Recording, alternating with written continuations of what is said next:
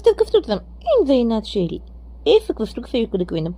மார்க்கின் சுவிசேஷம் 9வது அதிகாரம் நம்ம 2-8 வரைக்கும் பார்த்தீங்கன்னா, ஏசு கிறிஸ்து மறுரூபமாகறாங்க. மோசேயும் எலியாவும் ஏசப்பா கூட பேசுறவங்கள காணப்படுறாங்க.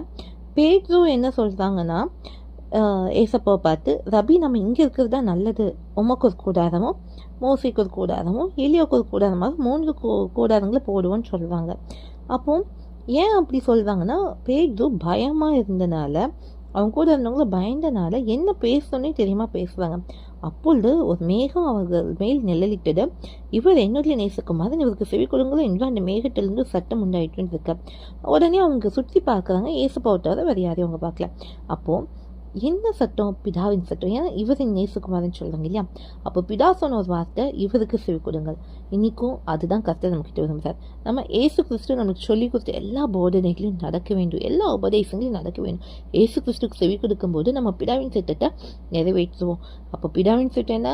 ஏசப்பாக்கு செவி கொடுக்கணும். ஏசப்பாக்கு செவி கொடுத்தோம்னா நம்ம பிதாவின் சட்டத்தை நிறைவேற்றுவோம். அதனால எந்த விஷயமானாலும் ஏசப்பா என்ன சொல்லியிருக்காங்களோ அது நிதானித்து ஆராய்ந்து பரிசுத்த ஆவியான துணையோடு புரிந்து கொண்டு வாழும்போது பிதாவின் சட்டத்திலும் நிறைவேற்றுவோம், ஏசப்பாக்கு செவி கொடுப்போம், பரிசுத்த ஆவியானவர் உதவும் கொள்வோம். இதுவே இன்றைய நற்செய்தி.